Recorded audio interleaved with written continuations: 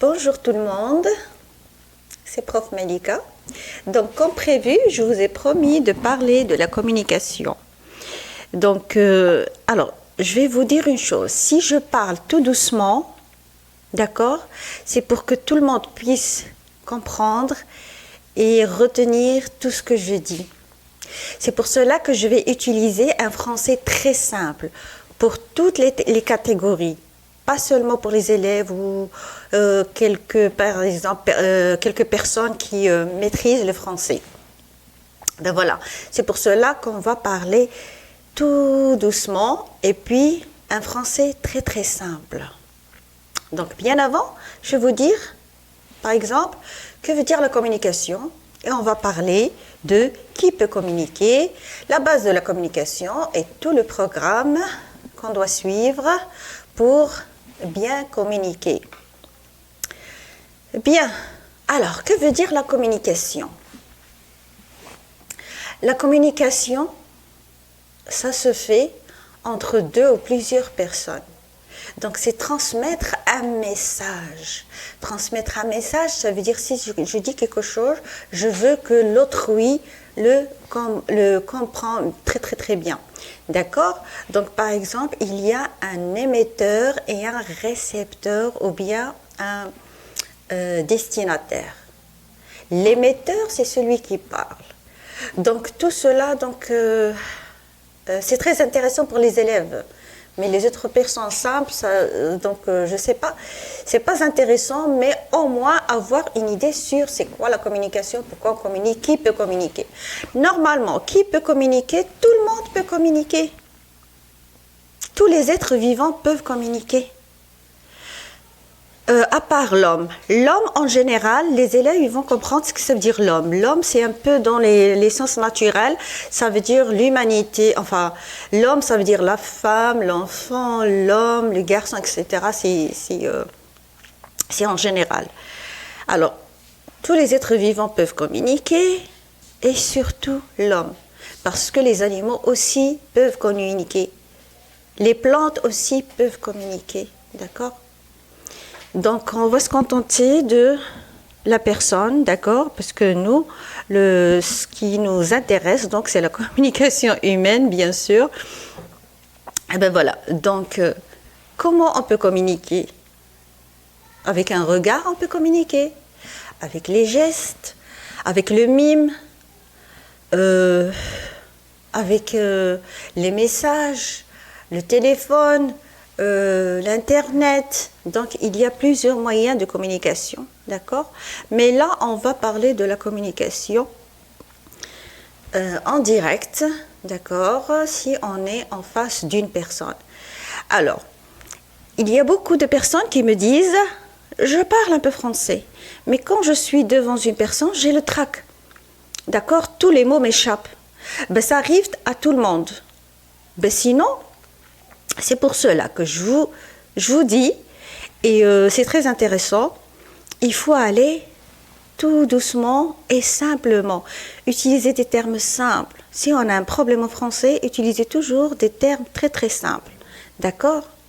Et puis prendre tout notre souffle, et puis aller surtout tout doucement. Donc, à part ça, pour avoir une bonne communication, il y a aussi la phonétique. La phonétique qui rentre dans le deuxième plan. La phonétique, c'est quoi? Donc, les étudiants ou bien les élèves, ils vont savoir c'est quoi la phonétique.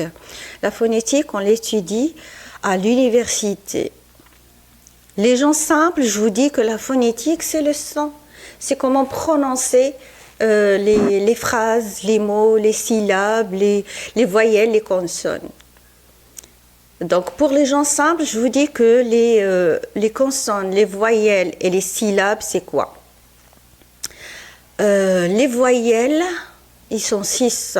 Ils sont très importants dans la communication. Vous allez savoir après dans la deuxième vidéo. Donc, ce sera la suite de cette vidéo communication. Alors, les voyelles sont très intéressants concernant la communication. D'accord? Phonétiquement, on les prononce et c'est eux qui nous donnent le son.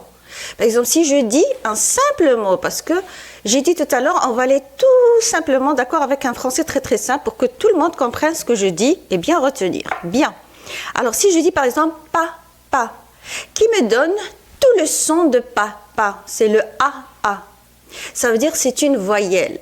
Alors, les voyelles, donc, enfin, pour les étudiants et les élèves, à l'école, quand, par exemple, je donne des cours, à l'école, le plus important, par exemple, dans la communication, et pour bien prononcer et pour bien retenir, etc., on commence par les voyelles.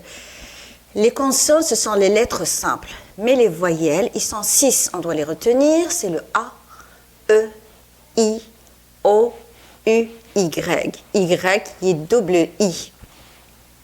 Eh bien, ça veut dire les voyelles qui sont la base des mots. Qu'est-ce que ça veut dire que les voyelles sont la base des mots? Ça veut dire chaque mot ne peut être prononcé qu'avec une voyelle.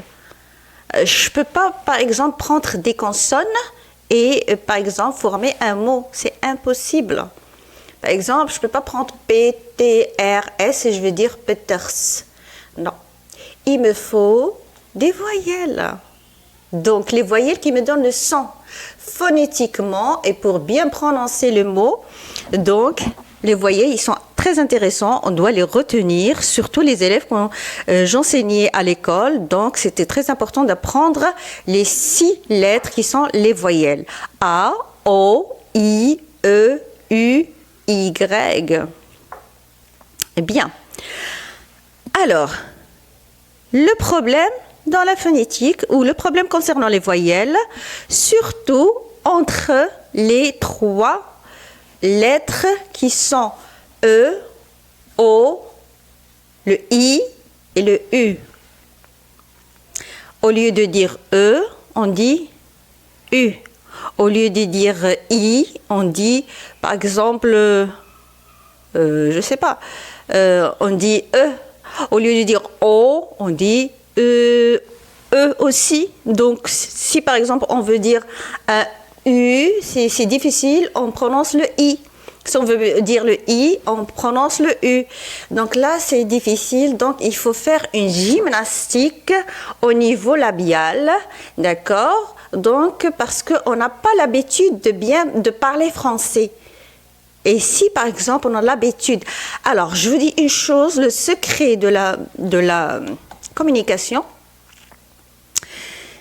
c'est la pratique. La pratique. Alors, qu'est-ce que ça veut dire? La pratique est égale... alors, la maîtrise, oui. Le mot m'échappe, pardon. Alors, la pratique est égale à la maîtrise.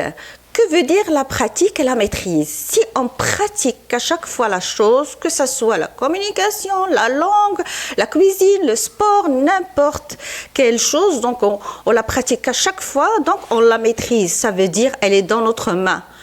Donc elle sera trop facile pour nous. D'accord? Donc, vu le temps, peut-être qu'on va faire une suite pour cette vidéo concernant la communication parce que c'est très long. Bien, mais pour, par exemple, rentrer directement dans dans la leçon de la communication, comment parler, donc il nous faut presque 2 ou 3 vidéos, si Dieu le veut. Donc pour le moment, je vous dis bye bye, adios, à la prochaine et au revoir. Merci, Prof Malika.